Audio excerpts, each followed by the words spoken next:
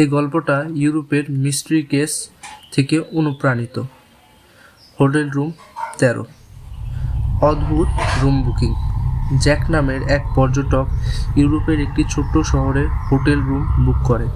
হোটেলটা সাধারণই দেখায়, কিন্তু রিসেপশনিস্ট তাকে বলে, আমরা সাধারণত রুম নাম্বার 13টা দেওয়া থেকে এড়িয়ে চলি।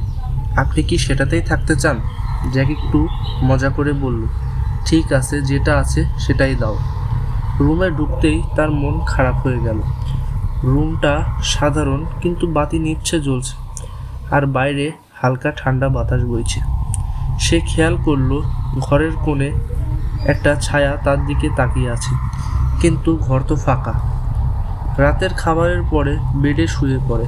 হঠাৎ দরজার নিচে থেকে একটি অদ্ভুত কণ্ঠ ফিসফিসানি তার কানে ভেসে আসে।